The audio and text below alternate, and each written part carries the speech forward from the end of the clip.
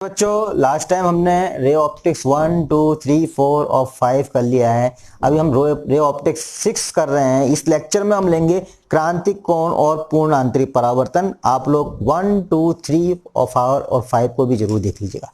आगे बहुत सारे लेक्चर आने हैं, तो आज के लेक्चर में हम शुरू कर रहे हैं क्रांतिक कोण और पूर्ण आंतरिक परावर्तन क्या है। तो सबसे पहले मैं एक लाइन खींच देता हूं यहाँ पर, क्योंकि इस लाइन पर हम एक सरफेस दिखा रहे हैं। एक तरफ सघन माध्यम है, एक तरफ विरल माध्यम है। तो 1 विरल माध्यम को लिखता हूं मैं हमेशा, 2 हम लिखते हैं सघन माध्यम को। तो यहां पर मैंने ले लिया सघन माध्यम 2 में, इधर हो गया हमारा सघन डेंसर और इधर हो गया आपका रेयर विरल माध्यम। और इसमें हम लेंगे अभिलंब। यहां पर तीनों केस में लूंगा मैं अभिलंब। एक इस केस में फर्स्ट और सेकंड और ये थर्ड। बच्चों अब हम लेंगे आपतित किरण। जो हम लेते हैं, एक आपतित किरण लेते हैं, एक मीडियम से दूसरे मीडियम में जाती है, रिफ्रैक्शन होता है, अपवर्तन होता है। तो यहां लिया मैंने एक आपतित किरण एक एंगल आई पर। यहां पर मैंने एंगल आई पर एक आपतित किरण को लिया है। और जैसा कि हम जानते हैं, जब ये दूसरे मीडियम विरल माध्यम में जाएगी, वैसे तो इसको सीधे निकल जाना था अगर ये माध्यम में परिवर्तन नहीं होता, ऑप्टिकल डेंसिटी इनकी अलग अलग नहीं होती तो सीधे निकल जाते। परंतु आप जानते हैं वेलोसिटी परिवर्तित होती है, विरल माध्यम में वेलोसिटी बढ़ जाती है। और वहां पे हमने जो अपने कंसेप्ट में लिया था, हमने बताया था आपको कि ये अभिलंब से दूर हट जाती है, ये अभिलंब से दूर हट जाती है। और यहां पर लगता है स्नेल्स का नियम भी। ये आपतन कोण साइन आई बटा साइन आर बराबर लेंगे हम, तो sine i upon sine r बराबर 2n1, क्योंकि जहां को जाती है वहां का हम यहां पर लास्ट में लिखते हैं और इसको हम पहले लिखते हैं 2n1, या हम इसको लिखते हैं n1 अपॉन n2। जो लास्ट वाला फिगर होता है वो पहले आता है, फिर पहला वाला बाद में, तो n1 अपॉन n2। और इसी को हम लिख सकते हैं n2 साइन आई बराबर n1 साइन आर।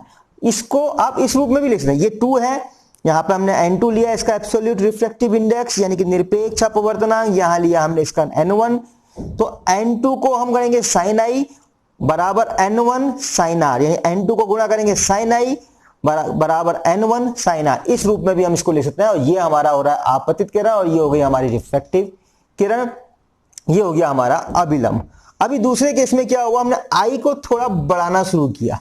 यदि हम i को बढ़ाएंगे तो क्या होगा, r बढ़ेगा। जितना हम i को बढ़ाएंगे उतना यहाँ पे r बढ़ता जाएगा, कोण बढ़ता जाएगा, उतना अवे फ्रॉम द नॉर्मल यानी अभिलंब से दूर हटती जाएगी अपवर्तित किरण उतनी ही ज्यादा। तो this is the case of refraction कि अभिलंब से दूर है, डेंस से सघन माध्यम से विरल माध्यम में जा रही है और अभिलंब से दूर हटती जा रही है जब हम कोण i को बढ़ाते जा रहे हैं। This case of refraction.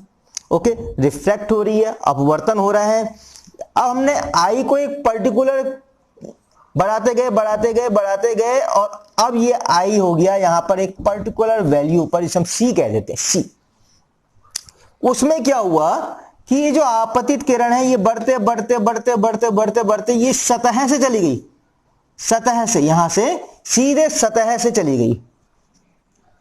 आपतित किरण जो है यहां पर सीधे सतह से चली गई। ये मैं सतह से दिखा रहा हूं, यहां पर रिफ्रैक्शन हुआ पर इट्स इमर्जेंट हो रही है, ग्रेजिंग टू ये सरफेस के साथ निकल के, सतह से होकर के निकल जा रही है। इस केस में जो हमारा रिफ्रैक्टिव इंडेक्स एंगल है, एंगल ऑफ रिफ्रैक्शन है, वो कितना है, 90 डिग्री, क्योंकि 90 डिग्री पर रिफ्रैक्ट हो गई है, 90 डिग्री पर अपवर्तित हो गई है। ये जाए एक पर्टिकुलर एंगल पर I बराबर C है, एक पर्टिकुलर एंगल पर एक पर्टिकुलर कोण पर, एक विशेष कोण पर ये 90 डिग्री का रिफ्लेक्शन होता है। सतह से होकर के निकल जाती है, सतह से होकर के निकल जाती है किरण, अपवर्तित किरण।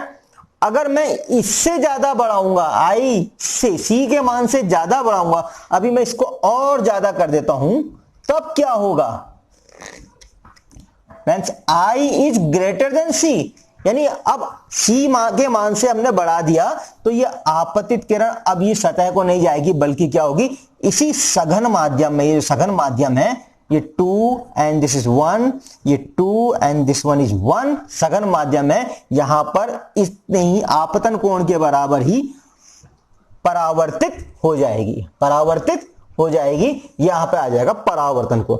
अभी क्या हो गया, यहां पर पूरी की पूरी रेज जो है सघन माध्यम में होते हुए भी एक माध्यम से दूसरे माध्यम में तो जा रही है, सघन माध्यम में होते हुए भी पूरी तरह परावर्तित हो जा रही है। अब वो कब हो रहा है, जब हमें क्रिटिकल एंगल पता हो और क्रिटिकल एंगल से ज्यादा हो, क्रांति कोण से ज्यादा हो आपतन कोण। क्रांति कोण का केस ये है कि वो सतह से निकलती है, यहां पर सतह से जाती है अपवर्तित किरण, कहां से, सतह से जाती हुई अपवर्तित किरण, जाती हुई अपवर्तित किरण। और इधर क्या हो गया, सेकंड केस में ये आपका हुआ TIR, यहां पर जो है TIR कह रहा हूं मैं इसको शॉर्ट में, total internal reflection, total internal reflection, यानी कि पूर्ण आंतरिक परावर्तन तब मिलेगा जब क्रिटिकल एंगल से ज्यादा होगा आपतन कोण, क्रांति कोण से ज्यादा होगा। नंबर 2 बात है, कंडीशंस 2 हैं, यहां पर कंडीशंस 2 हैं। हम कंडीशंस की बात करें तो हमें एक कंडीशन हमें यह मिल रही है कि यह पर्टिकुलर घटना तब मिलती है, तब दिखाई देती है जब प्रकाश की किरण सघन माध्यम से विरल माध्यम में जा रही हो। प्रकाश की किरण कहां से कहां को जाती हो, प्रकाश की किरण सघन माध्यम से विरल माध्यम में जाती हो, सघन माध्यम से विरल माध्यम में जाती हो। कहां को जाती हो, सघन माध्यम से विरल माध्यम को जाती हो, माध्यम को जाती हो, ये पहली कंडीशन है। और नंबर 2 दूसरी कंडीशन क्या है कि आपतन कोण का मान क्रांतिक कोण से अधिक हो, आपतन कोण का मान क्रांतिक कोण से अधिक हो, आपतन कोण सदैव क्रांतिक कोण से अधिक हो तो हमें टोटल इंटरनल रिफ्लेक्शन यानी पूर्ण आंतरिक परावर्तन दिखाई देता है। आपतन कोण सदैव क्रांतिक कोण के मान से अधिक हो, के मान से अधिक हो, अधिक हो। तो ये 2 कंडीशन आपको याद है। नंबर 1, प्रकाश की किरण सघन माध्यम से विरल माध्यम की ओर, भाई विरल माध्यम से सघन माध्यम में जाएगी तो वो अभिलंब की ओर झुकती जाएगी, तब तो हमें नहीं मिलेगा वो कि वापस आ जाए। जब सघन माध्यम से विरल माध्यम की ओर जाएगी तो ये अभिलंब से दूर हटती जाएगी, बढ़ाएंगे और दूर हटेगी, बढ़ाएंगे और दूर, और दूसरे केस में सतह से होकर के चली जाएगी, यानी grazing to the surface, emergent ray, reflected ray. और इसके बाद हमने आगे बढ़ाया तो ये वापस लौट आई, वापस उसी माध्यम में लौट आई, उसी सघन माध्यम में लौट आई। तो इस प्रकार से हमें मिलता है टोटल इंटरनल रिफ्लेक्शन। अब इसके फॉर्मूले की बात करते हैं। स्नेल्स का नियम हमारे पास है। स्नेल्स लॉ से what, sine i upon sine r equal to 2n1, जैसे कि मैंने बताया था 2 ये है, 1 ये है, 2n1 पहले का रिफ्लेक्टिव इंडेक्स दूसरे के सापेक्ष n1, जहां को जाती है वहां लिखते हैं हम n1 और इधर को, और जहां से आती है उसको पहले लिख देते हैं। तो इसको हम इस रूप में भी लिखते हैं n1 अपॉन n2, जैसे 1n2 को लिखते हैं n2 बटे n1, जब हमने सघन से विरल से सघन में लेते हैं 1n2 तो n2 बटा n1। ये बातें हमने काफी कर रखी है पहले कि किस प्रकार से हम n2 बटा n1 वगैरह सब लिखते हैं। यहां पर हमने n1 अपॉन n2 लिखा, ठीक हो गया। इसको दूसरा इसमें ऐसे भी कर सकते थे, n2 साइन आई बराबर n1 साइन आर, ठीक हो गया। n2 ये है आपका, साइन आई से गुणा किया और इधर किया n1 साइन आर। आगे बढ़ते हैं, आगे बढ़ते हैं और देखते हैं कि अब हमारे पास क्या आएगा। और इसको मैं कर रहा हूं टॉप पर इस रिजल्ट को निकालने के लिए। यहां पर एक लाइन खींच दे रहा हूं मैं, आपको कागज के नीचे ही लिखना है। तो n2 साइन आई, n2 क्या है, कांच का अपवर्तनांक, कांच का अपवर्तनांक ये, और n1 क्या है, कोई वायु, कोई और माध्यम, विरल माध्यम। चलिए हम यहां से लेते हैं 1 2n1, 2n1 बराबर क्या है, sine i upon sine r. Okay, 2n1 बराबर sine i upon sine are.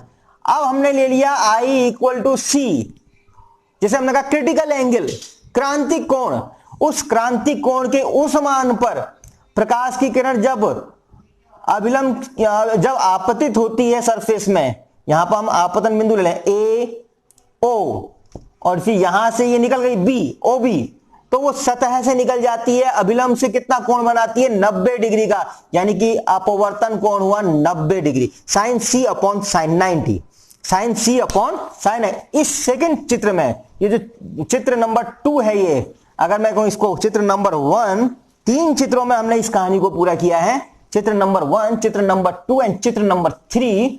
तो चित्र नंबर 2 से है ये, जहां पर हमने स्नेल्स का नियम लगाया है, sine C upon sine 90, sine C upon sine 90, and this implies क्या बताता है 2n1 equal to sine C upon sine 90 का मान कितना होता है 1। तो यहां पर हो गया 1, यानी कि साइन सी बराबर 2n1, और 2n1 को हम लिख सकते हैं बराबर 1 अपॉन 1n2। तो यहां पर हम लिख देंगे अगले स्टेप में, दिस इंप्लाइज 1 अपॉन 1n2 बराबर साइन सी। ये कैसे लिखा है कहेंगे आप, तो उत्क्रमणीयता के सिद्धांत से, प्रकाश के रिवर्सिबिलिटी प्रिंसिपल से हम जानते हैं कि 1n2 गुणा 2n1 कितना होता है 1। ये अपने लास्ट लेक्चर में हमने किया है, तो उस हिसाब से 1n2 बराबर हो गया 1 अपॉन 2n1, या 2n1 बराबर हो गया 1 अपॉन 1n2। तो मैंने यहां 1 अपॉन 1n2 लिखा है। इन सेकंड का रिफ्रैक्टिव इंडेक्स 1 के सापेक्ष बराबर साइन सी क्रिटिकल एंगल। तो ये फॉर्मूला आपके पास आया है कि अब हम यहां से अगर मैं अपवर्तनांक निकालना चाहूं सघन माध्यम का विरल माध्यम के सापेक्ष, तो मेरे पास जो फाइनल रिजल्ट आया है वो कुछ इस तरह का आया है। यहां पर 1 अपॉन 1n2 बराबर साइन सी, इसलिए 2n1 बराबर हो गया, सॉरी, इसलिए 1n2 बराबर हो गया 1 अपॉन साइन सी।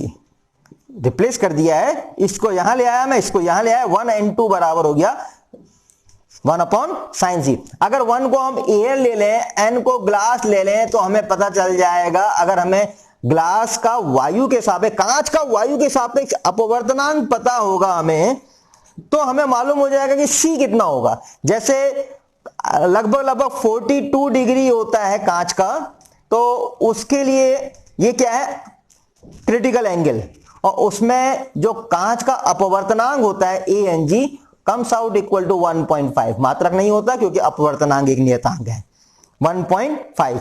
ये 42 डिग्री 41 डिग्री कुछ मिनट्स 49 मिनट्स इस तरह से होता है। 41 डिग्री अलग अलग होता है, कांच भी अलग अलग प्रकार के होते हैं, उनका अपवर्तनांक अलग अलग होता है।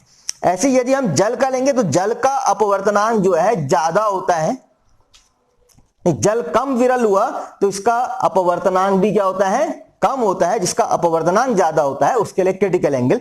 इसमें एक चीज याद और रखिएगा, 1n2 ज्यादा होगा तो C का मान कम होगा, कम से कम होगा साइन सी कम होगा, तो यानी कि C कम होगा, क्रिटिकल एंगल कम होगा। यदि 1n2 का मान ज्यादा कम होगा तो साइन C क्या होगा बढ़ेगा, हर में है ये हर, 1n2 का मान ज्यादा होगा साइन C बढ़ेगा, तो C का मान भी बढ़ेगा।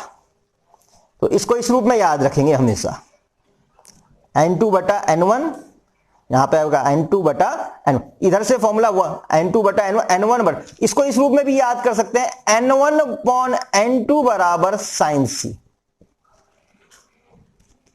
n2 बटा n1 यहां ऊपर n1 अपॉन n2 बराबर साइन सी।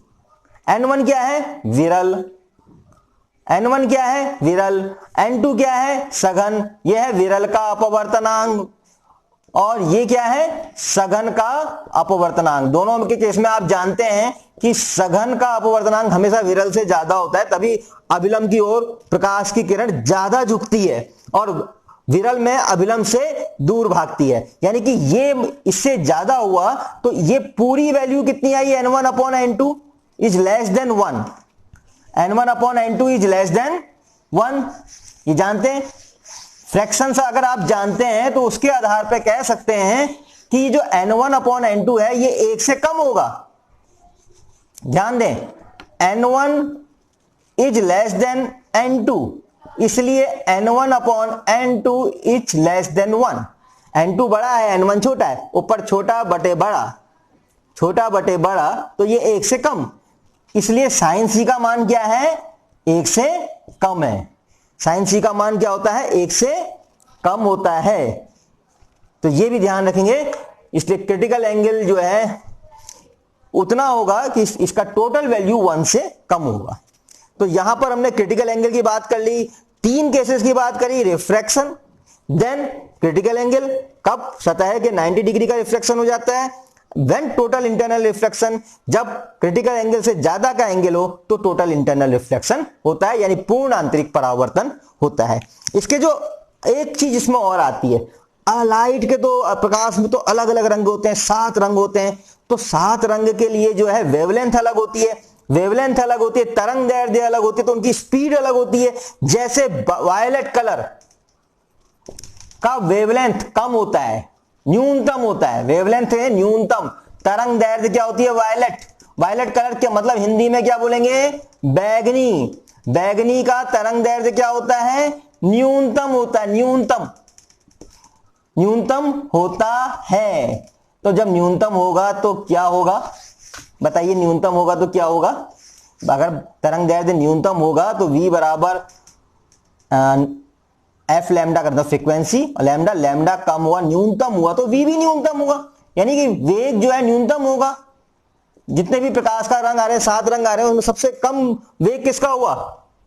अब हम जानते हैं कि n बराबर c अपॉन v, जिसके लिए v कम होता है उसके लिए n क्या होता है? अपवर्तनांक ज्यादा होती है, यानी वायलेट कलर जो है ज्यादा बैंड होगा, ज्यादा झुकेगा बनस्पत रेड कलर के, क्योंकि रेड कलर का वेवलेंथ ज्यादा होता है, तरंग दैर्ध्य ज्यादा होती है, उसके लिए वेलोसिटी ज्यादा होती है। वो जो है सीधे सीधे, अगर वेलोसिटी प्रकाश उस वायु में जितनी उतनी हो जाएगी तो सीधे निकल जाता, पर उतनी ज्यादा नहीं है, कुछ कम हुई है सघन में, पर इनमें भी अंतर है, क्योंकि वेवलेंथ उसकी ज्यादा है तो उसकी स्पीड अभी भी ज्यादा है और रंगों से, इसलिए वो अभिलंब की ओर कम झुकता है, वायलेट अभिलंब की ओर ज्यादा झुकता है। इस आधार पर अब हम कह सकते हैं कि वायलेट का अपवर्तनांक, वायलेट के लिए मेरी बैगनी कलर का अपवर्तनांक अधिक होता है। अब ध्यान दीजिएगा, कंफ्यूज नहीं होना है, भ्रम में नहीं आना है कि हम क्या कह रहे हैं यहां पर, बैगनी रंग की तरंग दैर्ध्य, बैगनी रंग के प्रकाश की तरंग दैर्ध्य न्यूनतम होती है, बैगनी रंग के प्रकाश की तरंग दैर्ध्य न्यूनतम होती है, न्यूनतम होती है, इसलिए अपवर्तनांक जिसके लिए न्यूनतम होगी तरंग दैर्ध्य, इसके लिए, इसलिए अपवर्तनांक अधिकतम होता है, इसलिए अपवर्तनांक अधिकतम होता है। ये पॉइंट निकल गया है, जिसके लिए तरंग दैर्ध्य न्यूनतम होगी उसके लिए अपवर्तनांक अधिक, यानी बैगनी रंग का अपवर्तनांक अधिक होता है। नंबर 2, लाल रंग के प्रकाश की तरंग दैर्ध्य अधिकतम होती है, लाल रंग के प्रकाश की तरंग दैर्ध्य अधिकतम होती है,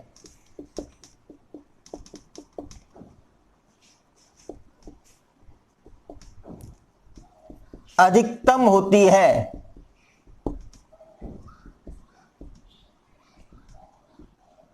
और अपवर्तनांक न्यूनतम होता है, और अपवर्तनांक न्यूनतम होता है। तो बच्चों ये पॉइंट भी याद रखिएगा, इसमें बच्चे कंफ्यूज करते हैं वेवलेंथ के, और हमारे लाइट के 7 रंग होते हैं, प्रकाश 7 रंगों में होता है, विद्युत, यहां पर 7 रंग है, वायलेट यानी बैगनी,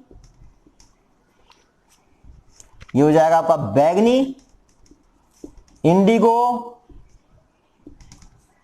आसमानी, ब्लू, नीला, ग्रीन, हरा, वाई, येलो, पीला, ओ से ऑरेंज, नारंगी, और आर रेड, लाल। और तरंग दैर्ध्य का बढ़ता हुआ क्रम ये होता है कि वायलेट की कम, उससे ज्यादा इसकी, इससे ज्यादा इसकी, इससे ज्यादा इसकी, और रेड की सबसे ज्यादा तरंग दैर्ध्य।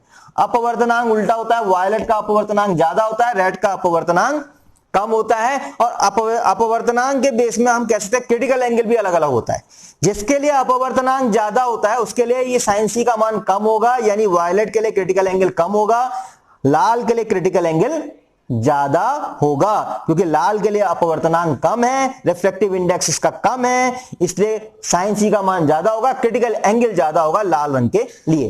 तो टोटल इंटरनल रिफ्लेक्शन में इतनी बातें हुई, कुछ न्यूमेरिकल भी लेंगे हम बाद में। अभी फिलहाल कुछ अनुप्रयोगों की बात कर लेते हैं, इनकी एप्लीकेशंस की बात कर लेते हैं।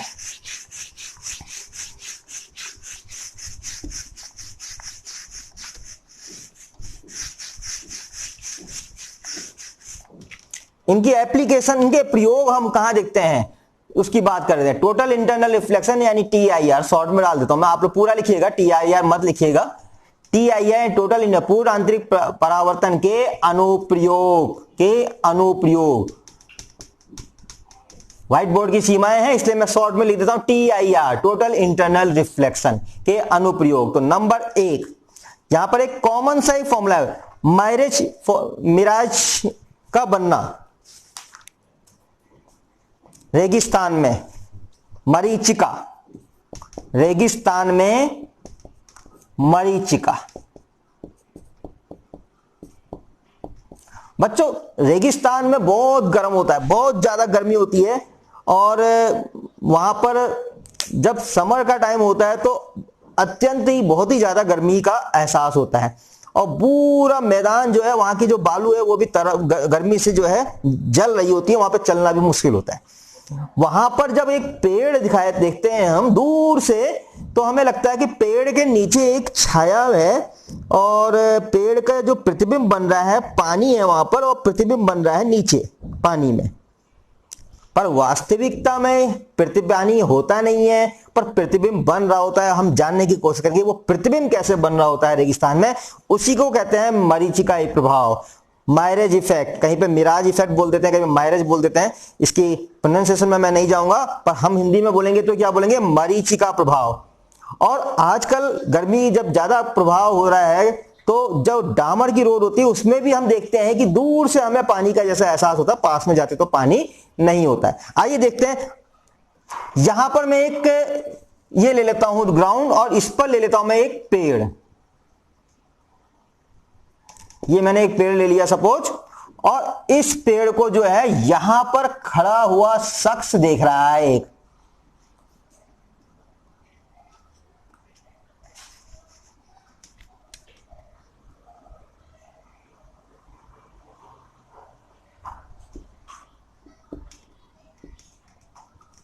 ये दूर से देख रहे हैं, तो यहां से जो प्रकाश की किरणें हैं ये इधर को आ रही हैं, इनकी आंखों की तरफ, इस वस्तु से। ये वस्तु हो गई यहां पर पेड़। अब हम इसको यहां, क्योंकि पेड़ बहुत बड़ा सा है, तो हम इसको लेयर में बांट देते हैं। ऊपर की लेयर, ऊपर की लेयर ठंडी होंगी। क्यों होंगी? प्रकाश से, जो धूप की जो प्रकाश है, जो सन रेज है, वो सीधे पृथ्वी पर पड़ी, तो पृथ्वी गर्म हुई, तो नीचे की लेयर, नीचे की जो रेज वो है, सतह है, जो सरफेस है, जो पृथ्वी है, वो गर्म होने लगी। गर्म होने लगी तो उसकी हवा फैली, नीचे की हवा फैलेगी तो वो दूर दूर होगी। तो यहां पर तो हो गया हमारे पास जो लेयर्स, अगर हम ले लें, वायु की परतें लें, वो दूर दूर हैं। परंतु जब हम दूर से ऊपर की ओर जाते रहे, ऊपर की ओर जाते रहे, तो क्योंकि टेम्परेचर कम होता गया, तो वहां की वायु ठंडी है, तो वो वहां पर जो है हम ये लेयर्स हम पास पास दिखा देते हैं, और ये कहलाएगा आपका सघन माध्यम। ऊपर का माध्यम सघन होता गया, नीचे का माध्यम विरल। ध्यान दीजिएगा, नीचे का वायु जो है विरल है, और ऊपर की वायु क्या है, सघन है, बिकॉज ऑफ टेम्परेचर, ताप के कारण। अब यहां से जब प्रकाश की किरण आई, तो सघन से विरल की ओर जा रही है। प्रत्येक परत पर, परत दर परत मामला बदल रहा है। तो ऊपर की परत सघन, नीचे की परत विरल, तो सघन से विरल की ओर जाएगी तो क्या होगा, अभिलंब से दूर हट जाएगी, और ये इस तरह से अभिलंब से दूर हटती जाएगी, हटती जाएगी। एक कंडीशन ऐसी आएगी, क्योंकि सघन से विरल, सघन में आपतन कोण बना, विरल में अपवर्तन कोण बना, हटती जा रही तो अपवर्तन कोण बड़ा होता गया। वही अपवर्तन कोण नेक्स्ट के लिए क्या हो जाएगा, आपतन कोण।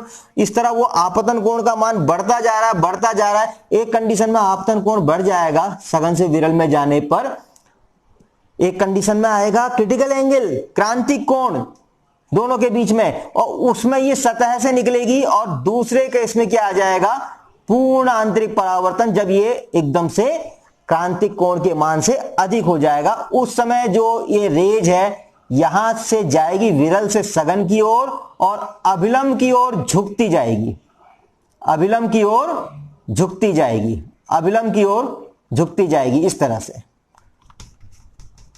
अब अगर दूर कोई शख्स है, दूर कोई शख्स है, यहां पर मैं इस शख्स को यहां ना करके दूर कहीं बना देता हूं, ये मैं एक आंख बना देता हूं यहां पर, सपोज ये है, दूर से कोई देख रहा है तो उसको जो है ये इमेज कहीं यहां से आती हुई प्रतीत हो रही है। अब यानी कि ये पूरा ऊपर का जो पहाड़, जैसा ये मैंने पेड़ बना रखा है, ऊपर पत्ते वत्ते नहीं दिखा रखे हैं, यहां पे इस तरह से पेड़ बना रखा है, उसकी इमेज अब यहां बन रही है, उसकी इमेज यहां बन रही है, और ये नीचे वाली इमेज जो है इसको यहां दिखा दीजिए। तो ये इमेज यहां दिखाई दे रही है, हमें लग रहा है कि नीचे पानी है और उसमें इमेज बन रही है, वास्तव में पानी नहीं है, इसी को कहते हैं मरीचिका प्रभाव।